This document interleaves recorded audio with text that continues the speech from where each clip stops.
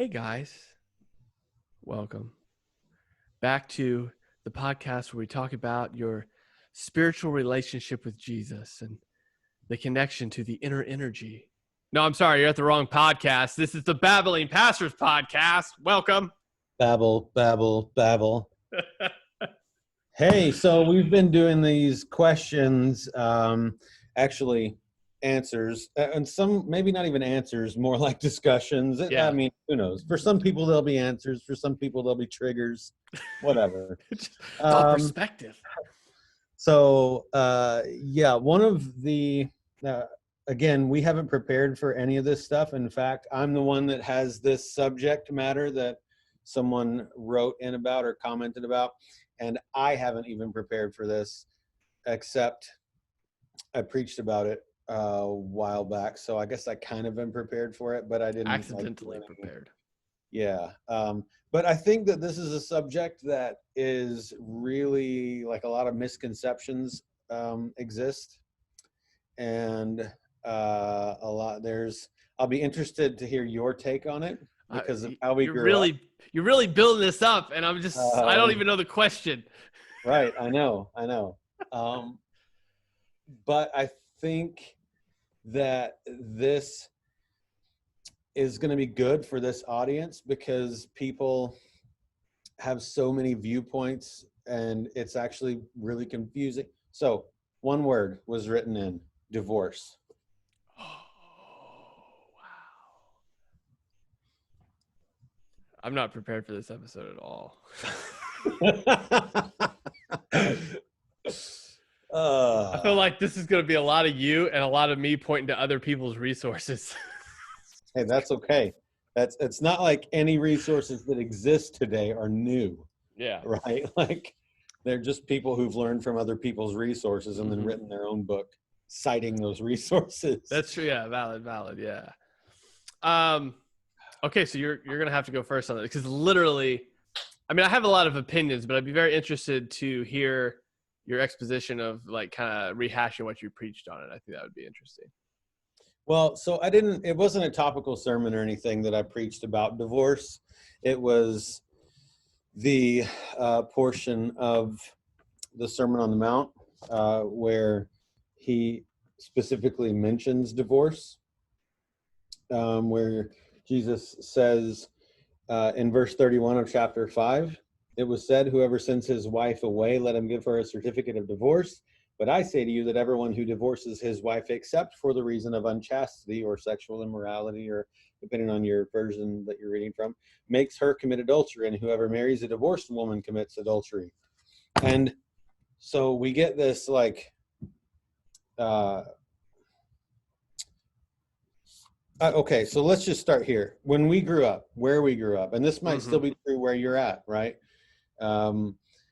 There was this just major stigma, right? If someone was divorced, it was like, oh, they were divorced, right? And it was like a bit of shame and guilt that you wore, I think. And, whereas if you are a very angry person and you were jailed once for getting in a fight, that passes from you at some point, but you're always going to be divorced. You know what I mean? Like, there was just this, like, I don't know, can you be a member kind of way of thinking. It's not like that anymore. I can tell you that. Good. I do know what you're talking about. Like, is that kind of what we, yeah. I remember, right? Like, so there's so to give kind of a tangible example to this, my wife's mom's sister, to give you a trail there, married a guy that had, basically what happened is he had gotten married. They had been married a week, him and this other lady, and she went off and within the first week, like, cheated on him and left him. Now he met my mother-in-law's sister. They got to know each other. They wanted to get married, but because of the time that they lived in and the area that they lived in, they had to, like, they went through so many pastors just trying to find a pastor to marry them, because when the pastor had found out that he had been divorced, even though it had nothing to do with him, it wasn't his fault at all. From my understanding of it, like, she just went crazy and ran off on him, which I can believe because I know the guy. Like, I don't see anything. It wasn't his fault. They went through pastor after pastor until they finally found a pastor that would marry them, but only on the grounds that he didn't want them to live in sin. So he would go ahead and do it because that way they would be married and it would be done with and they could, progress on with life. It's not like that anymore. In fact, I was talking to my pastor a couple months ago about because I was doing some premarital counseling for a couple we were going to marry. And he was mentioning that definitely they definitely did not marry divorced individuals. I'd say as early as 15 years ago because of that passage. But anymore, you can't find hardly anybody in my area that hasn't been divorced. I mean, it's just crazy. It's just kind of like who has it? Like the people that who haven't been divorced are in the minority to the people that have been. So it was a matter of like they had to change their stance on that, solely dictated by the fact that you wouldn't be performing any marriages, basically, if it wasn't for that. So it's not that way anymore, but it's more of a culturally dictated thing, really, than it is a stance. That it's just a matter of that probably 3/4 of the marriages they perform, they wouldn't even perform because almost all of them are remarriages. So. Yeah. So off the top of your head, I'm putting you on the spot. Oh, wow. Okay. Off the top of your head, what does the Bible say about divorce? My goodness. So I'm trying to think. I'm trying to think of all the passages I know about. Obviously, the one you just read. We do have some in the Old Testament, but that's what Jesus is referencing in the sense that, but that's because they were demanding some way to get out of it. I don't think, I could be wrong here. Does Paul write anything about it at all? See, I'm wrong. See, I don't recall a passage where he writes. So that's my ignorance there. So you're going to have to inform us because all I know of is the Old Testament Exodus laws and then what Jesus says. That's actually the point that I wanted to make. Because honestly, before I had to preach about this, I would have really just been where you're at right now. Right? Like, this is something that, to me, in my sort of Bible Belt upbringing world, there was just this massive stigma, but nobody or their mama could actually tell you why, where, what was biblical, what was unbiblical, what does the Bible actually say about divorce. And I'm assuming that the person that wrote this as something they wanted us to discuss has at the very least been affected by it, if not have gone through one, or I know, so like my parents are divorced. It would be hard to find someone who at least in some way hasn't been affected by a divorce. Right? Whether it's yours or your parents or your siblings or whatever, a good friend even that's gone through. Like, it's so massive a problem, and the vast majority of people have no idea what Scripture says about it. I was a little shook there that I didn't, so I'm glad that you have done some study on it. I'm really wishing too that I would have watched the 2.5 hour Mike Winger presentation before this episode, but I didn't. I actually have watched that, and I actually am in a lot of agreement with him and the things that he comes up with. So biblically, right? If we're going to be rules and regs about this, there are 3 biblical reasons for divorce. One is what you just heard from the mouth of Jesus, right? Adultery, cheating on, however you want to term it, sexual immorality. 2 is Paul writes in 1 Corinthians chapter 7 about divorce.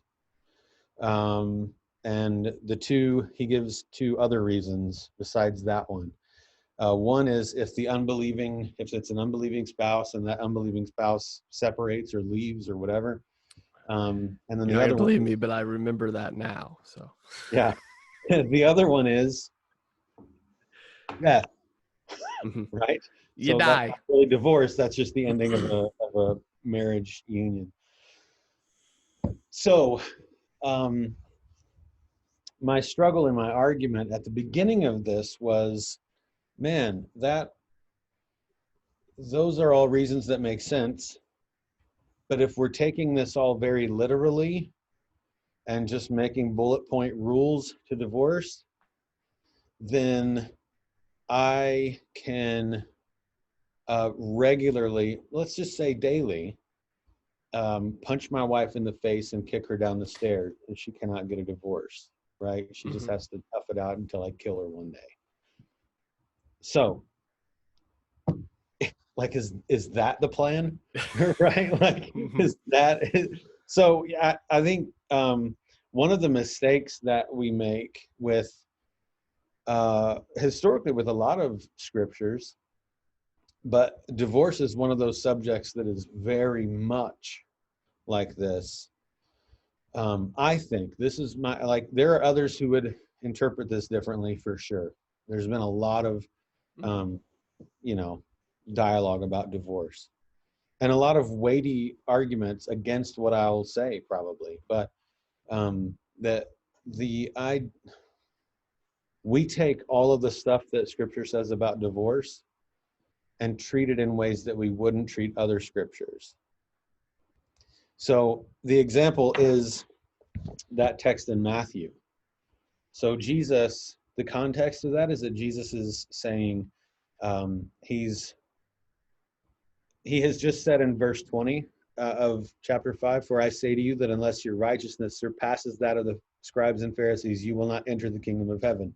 Well, to them, that's a major statement, because the scribes and Pharisees, if you're new to the whole thing, like, they were the elite religious people. Mhm. They didn't sin as far as they, that their definition of righteousness.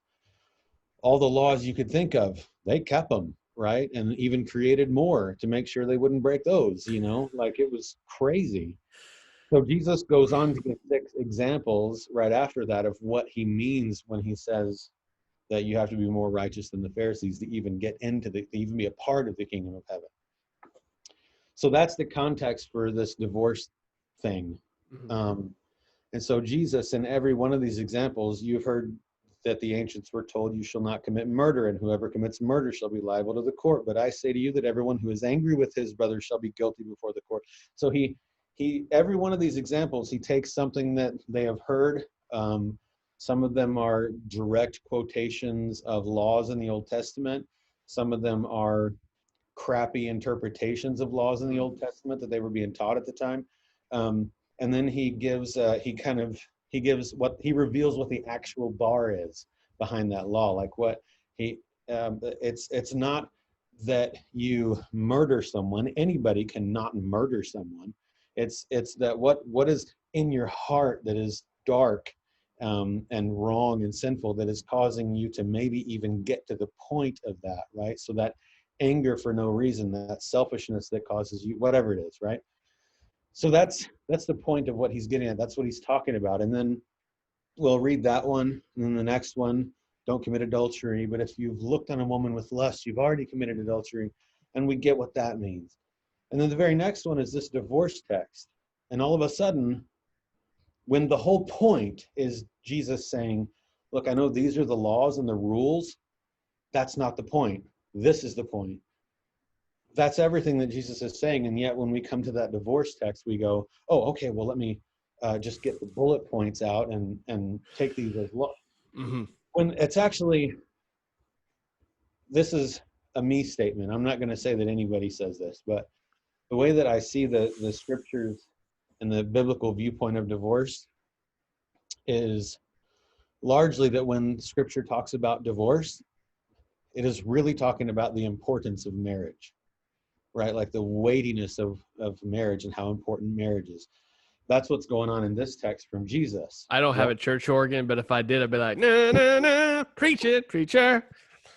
Is that text, what was going on at the time, like the Pharisees, and they obeyed the laws of Moses and made sure they did divorce the proper red tape way, but they were getting divorced for stupid, selfish, ridiculous reasons. I mean, all the way down to, yeah, mama fixed the eggs wrong, right? Like you weren't being served in the way that you wanted. You could divorce your wife, which was like a death sentence at that point in history. So um, that's the context in which Jesus was saying what he was saying. So he's just making this point that, like, look, this is the law, this is what how you've been abiding by, but this is the point, like there better be a good reason to get a divorce, to because what else does he say? What God has put together, let no man separate, right? Mm-hmm. So like divorce in my mind is in scripture is a lot more about marriage is important, marriage is from God, marriage is weighty. Don't just get a divorce Yeah. over nothing, right? So I Yeah. don't know if any Well, thought into your mind when I'm talking about yeah. So what that brings up, honestly, it just takes me to the premarital part of it, just because we do that a lot more now than we used to.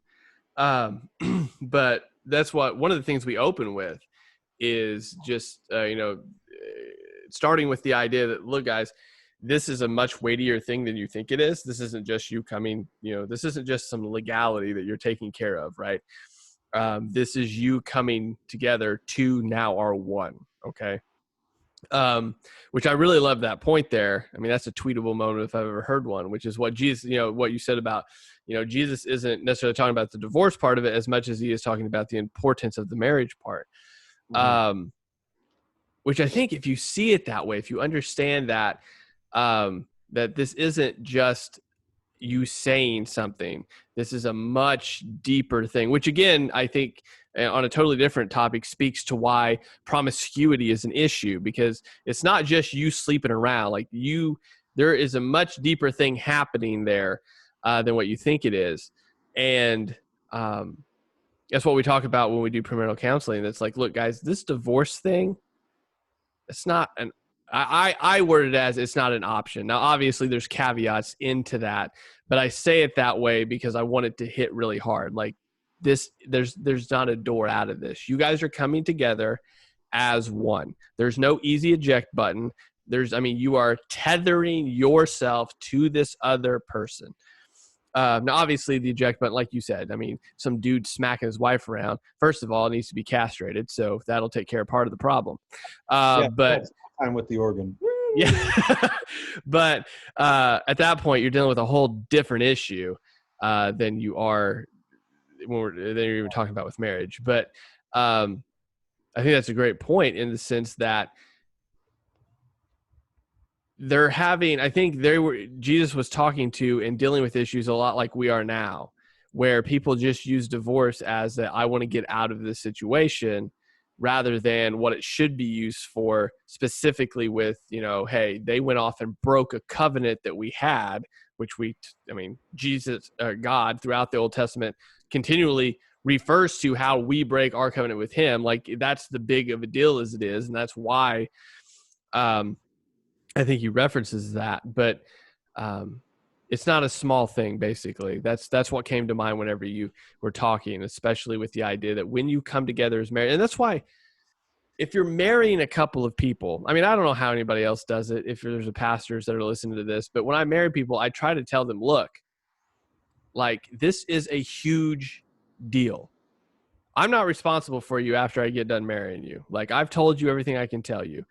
But like this is a much bigger thing, and I think if people view it that way, we wouldn't view divorce as, like, honestly, here, let's put it this way, and then I'll throw it back to you.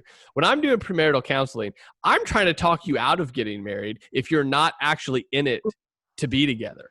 Yeah. Because I'd much rather you have a fight now and decide you shouldn't be together than have a fight later after we've done the ceremony and you think you should be together. So we talk about stuff that I want you to fight about. I want you to fight about money, how you guys are going to do that, how you're going to raise your kids, religiously, and how that thought process is going, and how you're going to deal with your money, and how you guys fight together, and what your 10-year, 15-year plan is, like all of that. Because I want to know, are you actually in it for each other, right? Do you take seriously the fact that we are joining together? Because like you said, what God joins together, no man pulls it apart, right? It's the idea that, look, there's so much more. And we've talked about this in previous podcasts. Your marriage is a literal picture of how God interacts with the church in the world, guys.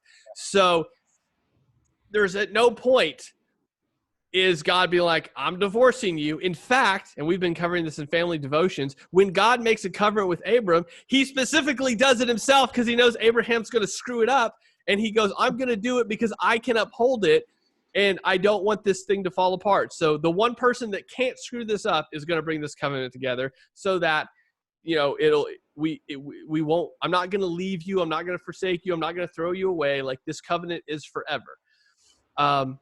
And that's a picture of, like, when we come together as a man and wife, right? You're imaging that to the world. Two screwed up people coming together is imaging how God interacts with his church. So when we talk about divorce, I think it has to be in light of that, the severity and the massiveness of what that is. Also, obviously, in light of what Jesus says here, in the sense that, like you said, it's not just simply here's the checklist. And I think what you said was really important. Don't just come to somebody and be like, well, I want to get divorced because this, and that. Like, you're just checking it off. And Jesus has already said it's much bigger than that. So, yeah. So a few things actually come from that in my mind. And one is that I think people, and from the things you were saying, I'm assuming that you would agree with this, that it seems like people really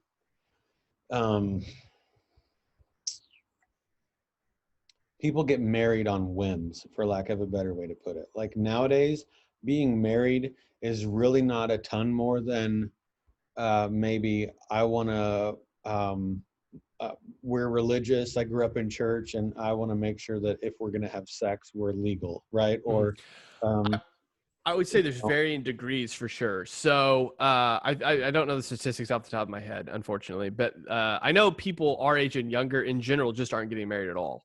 But for the people that are getting married, which is better than the alternative, for sure.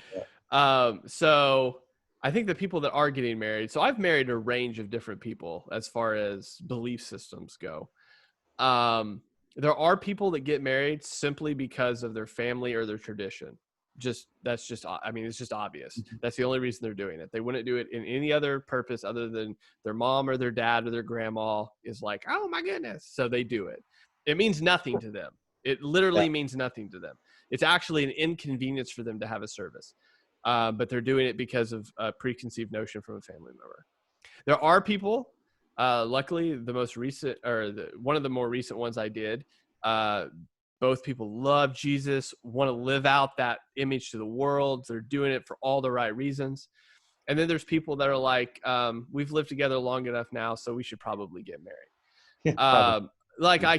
It's just this thing where, like, okay, we've tested, the beta version has been tested for 5 years. I think I can handle this person for longer, so now we'll do it. So I think there's a variety of reasons. In general, though, I would agree with your statement as far as a whim part of it. By whim, meaning that, like, it's sort of like more of a next step than it is an understanding of what it actually means. Yes. Yeah, and what I mean, all that I really mean by whim is that people go into this thing not having any clue what the actual purpose for marriage is. Definitely, like, go into this like this is, like you just said, the next step after we've been dating a while, right? Yeah. So this is what the next thing is. And if that's true, right, then certainly, why not get a divorce for whatever? Because it's really not much different. It's just more of a hassle and more paperwork than a breakup. Which is why most people, ironically, don't get married, because they go, this probably won't work out anyway, and I'd rather not do all the paperwork. Right. Yeah. Could you sign a prenup quick? But so one of the, like, I think sometimes people have the question, and again, it's hard when someone writes in divorce. Yeah. to know And what they're talking about. because I don't really know what they're after or what their perception is or what their situation is, or if they're asking, can I get a divorce, or this person got one and I hate them for it. I mean, I don't know where they're at. But the question should always not be what has to happen for me to be legal with a divorce biblically, right? Mm, Like if that's your question, you're probably already in a spot you shouldn't be in, yeah. spiritually or from decisions you've made or whatever. The question really should be what we've already talked about, which is what is the purpose of my marriage, and how can I best tell the story of the gospel with that marriage, right? Like Yeah. that, the weight of marriage, man, I mean, is massive. It's when I preached this, I said from the pulpit, look, before you have a question about when is divorce okay, go read Hosea.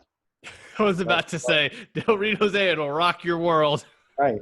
Before we're going to have that conversation, I want you to read Hosea, and then come, if you still think you should have this conversation with me, then we'll talk, right? Mm-hmm. Um, I think that there's, like anything else, in fact, like some of the other conversation we've had regarding the foundation of what the Bible is in the previous podcast. There's like the literalist, which looks and says, okay, there are 3 reasons for divorce listed in Scripture. That's the thing. Here, these are the bullet points. Here's the paper, you know. And then there's that sort of liberalist, which is sort of where the Pharisees were at the time of Jesus, and it was just kind of like whatever. It's like a breakup, right? Mm-hmm. So as long as I sign this little writ of divorce, I can send her away and whatever. It's all good. Yeah. So I think one of the sad things, not dangers, one of the sad things is that in pastoral ministry, and I would wager that probably across the board, pastors would agree with this, that most of the time when someone comes in for marriage help or marriage counseling, it is very much you're their last resort, and one or both of them have already decided this is over. I'm just coming to get a blessing, or to, you know what I mean? Like Yeah. they've already gotten to the point that they're like looking at lawyers and they're like, okay, well, we should at least go whatever, right? Yeah. I've So never had to deal with it, but I have had that conversation with my pastor specifically. And that's kind of what he's echoed, is that the people that come to him, there's always one or the other of them is already done. They're just kind of, and most of the time they're being drugged there by the one that's not done yet. And they're yeah, just kind of like, they're just kind of capitulating to the idea that fine, this is, I'll be nice to you and do this. yeah, So this motion to go through sort yeah. of I think there there's a strong biblical case for only having those few reasons for divorce, but it comes from the understanding that marriage is huge, Mm-hmm. right? So to deal specifically with abuse for just a second. Yeah. I think you have to talk about this topic for sure. Right, you do have to, because the Bible doesn't specifically say, you know, if he's beating you, you can get a divorce, right? Mm-hmm. But we use Scripture to interpret Scripture, right? And in context of all the Bible, context of the gospel, the lenses through which we see, through which we read all of the text of the, all of that's important, right? So one of the most convincing arguments in my research on this topic came first from Winger, from one of those videos that he made. Mm-hmm. I heard it from him, and then I've heard it since and read it through others, but is this idea that there are other Old Testament or even New Testament sort of laws or things that we're supposed to abide by that don't go out the window, but are secondary to life, Mm-hmm. right? Like Imago Dei, you're made in the image of God. Everybody's an image bearer of God. Everybody has worth. Everybody. So this idea that that divorce is only adultery if he leaves you for an undisclosed period of time, or he dies, right? Mhm. And that's it, period. And that excludes abuse, is unbiblical. And the way that, um, the reason I think that is because when you think of, um, let's see, uh, the priests, Jesus, this is Matthew 12, that Jesus is talking about this kind of thing, and he's specifically dealing with some of the Pharisees and stuff.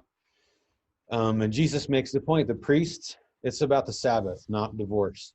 But the Sabbath is one of the 10 commandments, right? Mhm. Like, so in the Jewish world, this was much bigger than divorce, much more weighty anyway. And so Jesus says the priest break the Sabbath, and they're not guilty; they're guiltless. So obviously, it's not completely universal in every way, because the priests are actually supposed to break the Sabbath to Mhm. be obedient to God. Um, and secondly, Jesus says, "Which one of you has, if a sheep or a donkey, or pick one, right, Mhm. who owns an animal and it falls into a pit on the Sabbath, isn't going to go rescue it and break the law of the Sabbath for the sake of sparing a life?" So, um, how much more important and weighty is an image bearer of God than that Mhm. sheep or donkey or whatever? So, and that's actually the point that Jesus is making in that text, because he's just healed someone on the Sabbath, which is work, which Mhm. means they're really mad. And that's just healing. That's not sparing a life or pulling someone out of an abusive situation, but he's making the same point.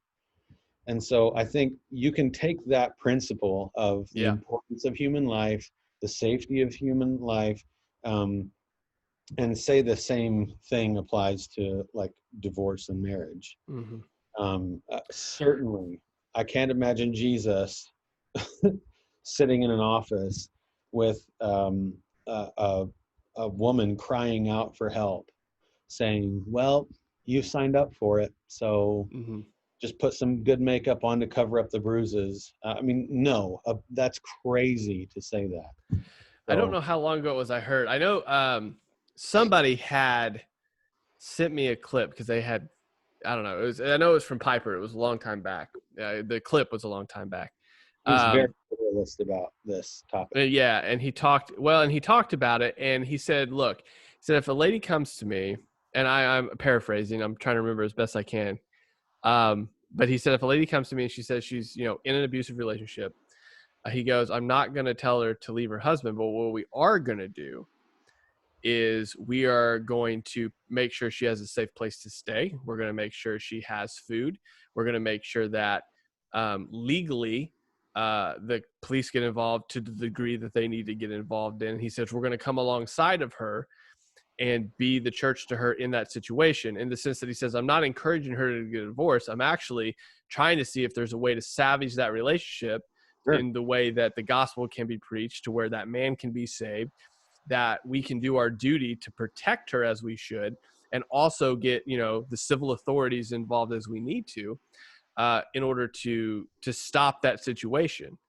Um, Now, again, admittedly, and I think he admits in that clip that there's so many moving parts in that, Yeah. that there's no perfect way to do that, because one, that assumes that she feels safe enough to tell you.